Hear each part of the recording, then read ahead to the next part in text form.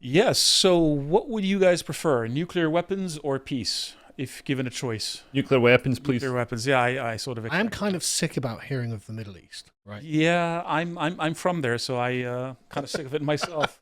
One of the, one of the many reasons I decided to piss off.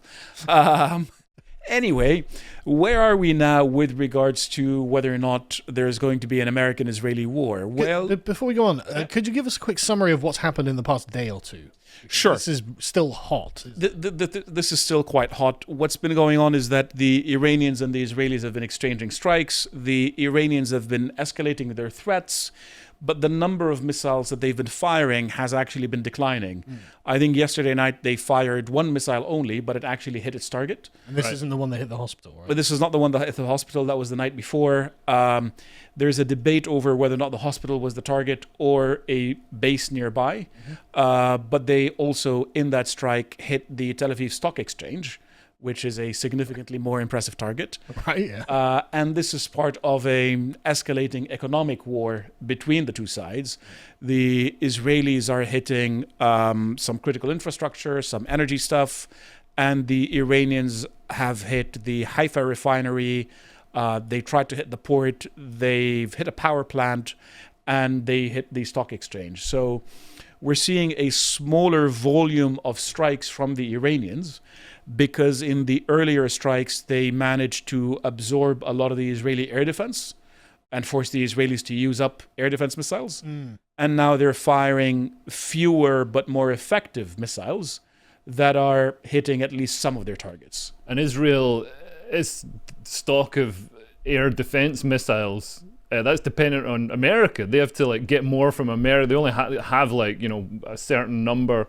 So if you can overwhelm them, then they've sort of got to go cap in hand to America. Not just that, the Patriot systems, which are the ones that are produced in the largest volume, are no longer used because they don't work against the more advanced Iranian missiles, Hypersonic ones, right? the hypersonic ones. And the THAAD, the Terminal High Altitude Air Defense system, this is produced in an incredibly small quantity. And then you have some of the missiles that are fired from American ships to defend Israel, usually from Aegis cruisers. And these are also produced in extremely tiny quantities. And I'm talking tens per year, hundreds per year, whereas the Iranians have a bigger volume of missiles. How many do the Iranians have stockpiled, roughly, do we think? The estimate that's going around is supposed to be 3,000. Right.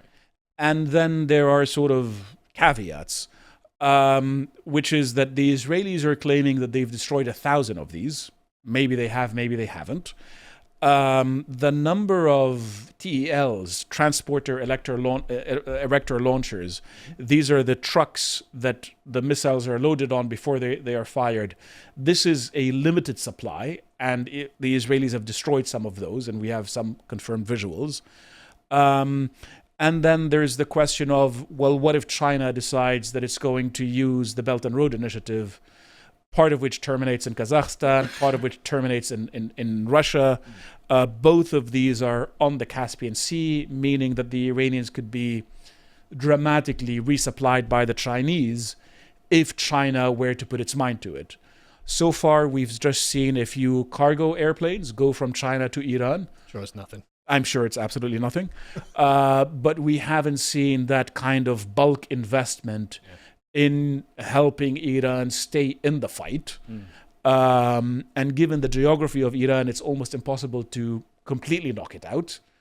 And so we are at something of an impasse, which is where this meeting comes in. The Israelis are meeting with senior American officials, including nice Mr. J.D. Vance and Rubio, I believe, and others.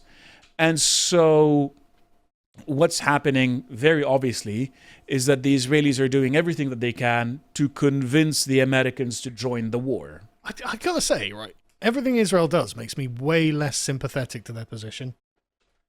Like, oh, well, what happened? Well, we took out a bunch of Iranian generals and stuff. Can you come and help us with the war we've started? Why should we?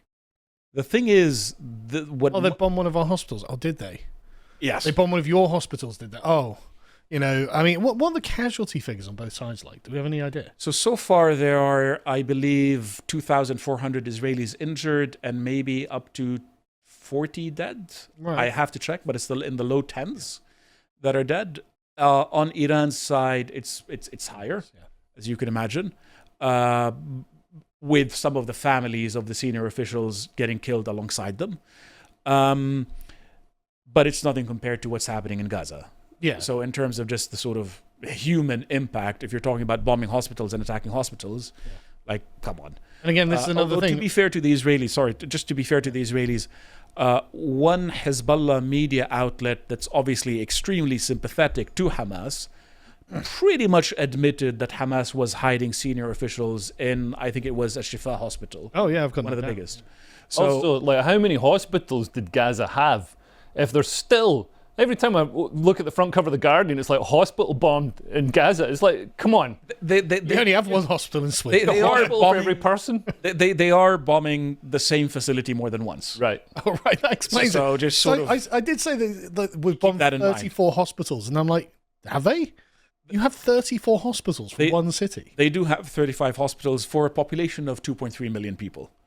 Okay. And for a population that is pretty much constantly at war. I mean, this isn't, you had the 2014, 2018, 19, 20, 21, 23, and then the big 23 kerfuffle. So, and a lot of these, obviously, hospitals are completely reliant on foreign aid. And the Palestinians are in this very messed up position where without foreign aid, nobody would eat in Gaza. Nobody would have any healthcare in Gaza.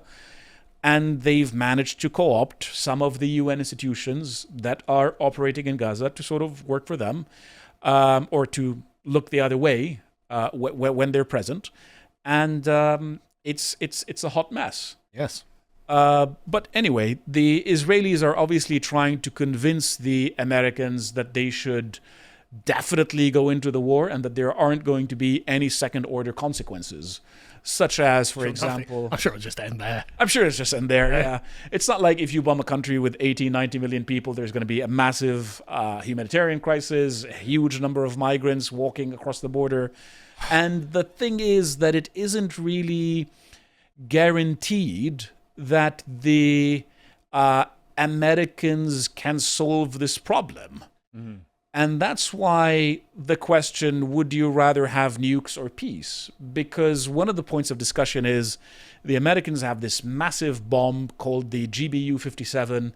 It's almost 14 tons of explosives. This is the big bunker buster. This is the big bunker buster. It's called the Massive Ordnance Penetrator. Well, don't tell Trump about it because he'll want to use it. Well, to be fair, when you see something like that, you kind of want to watch the Yeah, right. Like, you can imagine Donald Trump. It's like, we've got this. Would you actually see it going? Because it goes down 60 meters into the ground. So would you even see it? So there's a few The complications. explosion's There's a few complications here. Firstly, the facility against which it's supposed to be used is easily is easily 90 meters underground, and we don't know how deep the rest of it is because, like, It's you go literally in in a and it's literally in a mountain.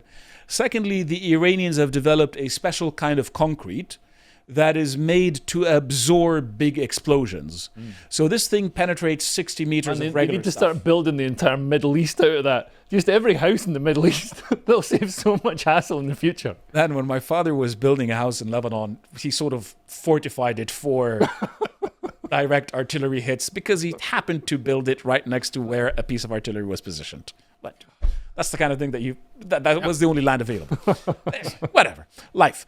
So anyway, it isn't clear that this thing can actually blow up the facility it's intended to blow up. And so they're thinking about maybe using tactical nuclear weapons on it. Hence the question, nukes or peace? And if you... Sorry. Can we just pause on that? No. So we're actually at a point now where the American administration is like, do we need to nuke something? Yes. I mean, how do the Russians feel about this? How do the Chinese feel about this? How does Pakistan feel about this? How do the Turks feel about this? Yeah. Considering that they're the rising superpower in the Middle East and that they have some nuclear capabilities that they're now going to be... They have some nuclear energy. They're desperately enriching the uranium. Which so they're getting nuclear energy with help from the Russians. Right. And if they see Iran getting nuked, they're going to conclude screw this, we need to get nuclear weapons ASAP.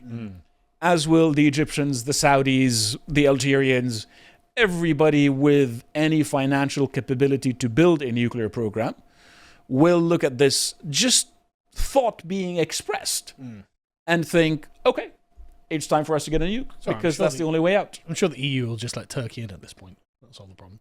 It's complete lunacy. Yeah. But what's happening apparently is that nice Mr. Steve Bannon visited Donald Trump. Yeah. And I just want to read this quote because I did find it hilarious. So Trump is after that meeting, he's talking about maybe delaying his decision for a couple of weeks as to whether or not to engage in the war. Yeah. Europe, because the Europeans are going to be meeting with the Iranians to figure out if there is a deal to be made rather than this war escalating. But Bannon, a key voice in the far-right isolationist wing of Trump's base. Right, the good people. Yeah.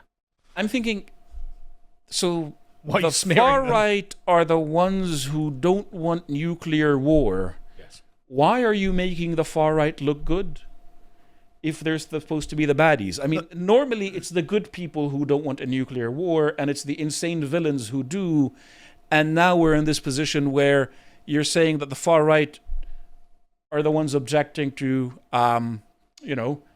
Well, it's very far right not to want to kill millions of people, dispossess millions more, and upset the stability of the region. You are such an extremist. But would it? Because tactical nukes are really different from like nukes, from your big nukes. Tactical nukes are just that. It's barely a.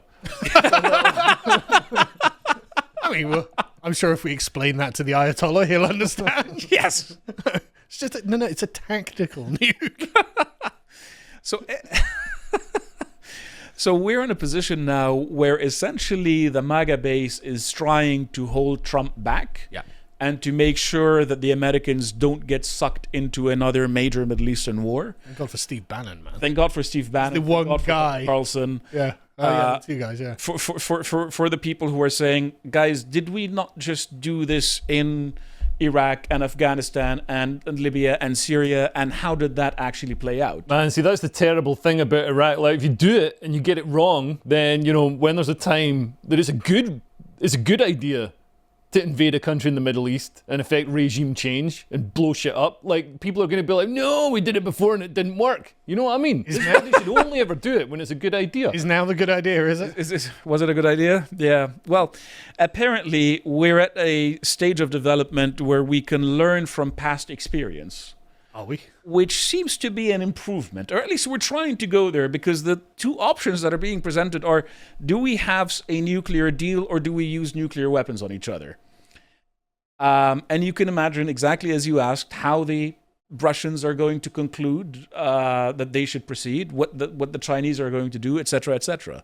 And if this happens, I mean, you could see the Pakistanis setting up a nuclear bazaar and offering any Muslim country that has a kind of a questionable relationship with either the United States and Israel, and saying to them, here, give us $1 billion and we're going to give you nuclear weapons. I mean, this is the only logical consequence of something like this. I can't believe the Pakistanis have nukes. They're the only Muslim country with nukes as well, aren't they? Yes. Are you familiar with the Pakistani nuclear doctrine? Yeah, it probably involves jinns. Well, aside from the jinns... Oh, no, that's the actual way that the nukes work, isn't it? Aside from the jinns, the Pakistanis have decided that if India were to be successful in invading their territory and threatening their major cities, which are on the border, the Pakistanis would retaliate by using tactical nuclear weapons in their own territory against the Indian military, on the assumption that India would not, in fact, retaliate with strategic weapons, the ones that can sort of wipe out entire cities, with the Indians telling the Pakistanis, we absolutely will. What difference does it make? We've already nuked ourselves. It's too late for that. Well, they've nuked themselves, but they can be nuked again. Yeah. It's a mad doctrine. Absolutely mad. But this is what's keeping the balance of power functional, and this is very much where we are. As long as they nuke the proposed Mirpur airport. I just can't believe or Birmingham. Pakistanis that have the nukes, man. Like, all right. So the Iranians are saying that they've only used 30% of their military capabilities. And this gentleman is Bahsan Rezai. He's a former head of the IRGC. Most Iranian-looking man ever. Yeah, he looks like a Sesame Street puppet. He does. Like what? An actual caricature. I've never briefed war risks with Iran with a comedian in the room. I just don't know how to proceed about this. Normally, I take this stuff seriously. Well, it is serious, but the thing is, there's very little we can do, and honestly, And laughing is the best medicine. and everyone involved seems like a fucking clown. So, yes. like, This guy is a serious man, and he's actually pretty competent. bet. And he's a senior enough Iranian official to know. But we have, given that they only fired one missile yesterday, we have no way of knowing if this guy is completely making it up. And Because Israel's got complete air superiority over Iran now. They're flying over Iran, flying taking over out even taking out. They had a drone going over Tehran that picked out a missile launcher that was driving through the city. I mean, it's crazy. So they have air dominance over the corridor of Iran that really matters. But then you've got to remember the geography of Iran. You have in the far east of the country Mashhad, which is near the border with I think Afghanistan, and is in the middle of the mountains, and that's the second biggest Iranian city and can function as a second capital, and they can keep sort of leading the fight from there. You have the mountains near the Persian Gulf, which are all full of missile bases and air defenses. Not that they couldn't be taken out, but then these missile bases can be used to fire at any American base in the region. Right. And so far, we've seen the Americans seriously accelerating their preparations for war. They had previously, before the Israelis began bombing, deployed B-2s. These are strategic stealth bombers to Diego Garcia. Is this the classic sort of UFO looking, with the sort of Yes, that's the one. Yeah. Not the one with the sharp lines, the one with the smooth lines. Right. The one that you're thinking about with the sharp lines is the F-117, I believe, Right. and that's a much older model. So they've deployed the B-2s closer to the theater. They've deployed aerial refueling aircraft, again, into the area, meaning that these are the assets that you would need if you wanted to keep the B-2 in the air for 24 hours, which is something that it can do. There's a microwave and a bed in the thing. And they have also removed a bunch of their ships from the Persian Gulf because these ships would be extremely vulnerable to Iranian anti-ship missiles. So the American military preparation is very real. And it's literally Steve Bannon, Tucker Carlson, and the rest of the MAGA crowd. Stephen Crowder came out with a good bunch of questions saying, okay, let's say we do get involved in the war. First, is there any guarantee that we will destroy the Iranian nuclear capability? Second, is there any guarantee that the regime will change? Third, if there's nuclear capability and the same regime, even if some of the leaders are taken out, that pretty much guarantees that they will go for a weapon, doesn't it? And then there are all of the other consequences. What happens to this population? Do they march on Europe by the millions? that I can say yes. Well, Labour are really worried about like a wave of refugees from Iran because it would make Britain more white, and they don't want that. Millions of Aryans turn up. Yeah. Yeah. Dilute the sort of Bangladeshi and Somalian population. Yes, and they would not get along because one group is Shia and the other group is Sunnah, and already they're on the verge of fighting in the streets. Well, yeah, because one of the things that's really struck me, we were talking about this before the show, but some of my mates, like my best mate Darius Davies, great comedian. He's like second generation Iranian. It's like his mum's English and his dad's Iranian. For some reason, he talks like Ali G. I don't know how that works, but Grew up in London, mate. But yeah, he grew up in London. Like, never been to Iran, never been there. I like to hear him talk. You'd think he was like second in command in the Revolutionary Guard. It's like people don't let go of their tribal loyalties and They absolutely don't. their heritage, and it's this whole sort of blank slatism that's been guiding the West for decades. Yes. Oh, if we bring all these people to the UK, they'll magically become British, and it's not happening. If anything, the second and third generation are clinging more tightly to their heritage. Even more militant. Yeah. They become even more militant. And the second generation of, for example, Pakistanis in the UK are far more militant than their parents, and the third generation seems to be continuing with that trend. Yeah. And it doesn't really change. And liberalism doesn't offer an answer because it doesn't offer an identity. If you have a strong identity that you can force people into assimilating into, you might address some of that issue. If you don't, then good luck, and all you get is ethnic warfare. But staying with the Iranians and the madness that we're seeing, the Israelis' own assessment is that it's very far from over. Oh. And they're briefing the media that, look, the Iranians can keep firing for a pretty long period of time, maybe up to 5 months, meaning that this can be an extended crisis. So Trump has decided to give essentially a 2-week window for himself before deciding to join the war, in part in response to the base, because on the military side, everything is ready. And it seems that the base so far has been successful in keeping the United States out of another major Middle Eastern mess. Which is, I suppose, good news. Yeah, good on MAGA. Which is, I suppose, good news. The Israeli assessment, this is Richard Kemp. He's very much pro-Israel. He's never seen an Israeli war or Middle Eastern war that he didn't like. And he's saying that, no, there's nothing that the Iranians can do. Almost half of their stockpile is consumed or destroyed, and therefore this is a safe bet. The conclusion of that should be that there's no reason for the Americans to join. Yeah. Instead. But that is not the conclusion that is being arrived at. And as far as the Iranians are concerned, there were stories earlier that everybody in Tehran is running away. Videos from within the city show that no, they're not all running away from within Tehran. People are going to mosque and they're doing their prayers and what have you. And arguably in a time of war, more people will show up to religious services than they otherwise would.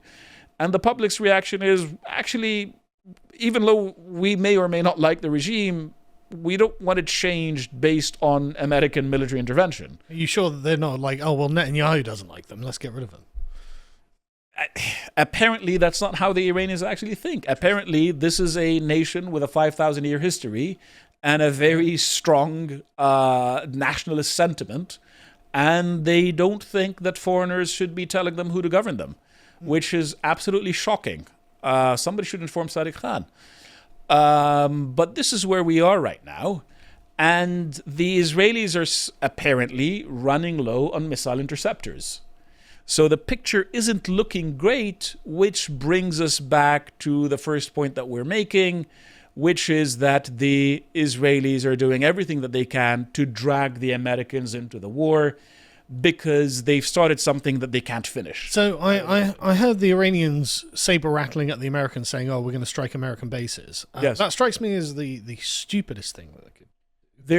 They're saying if the Americans join the war. Ah, right, okay. So it's not we're going to start striking American bases. Yeah, that would be really. The Iranians have proven time and again that they're extremely deterrable. So after Hezbollah was destroyed, Hezbollah was said to be, by the foreign minister of Iran at the time, the crown jewel of the Islamic Revolution.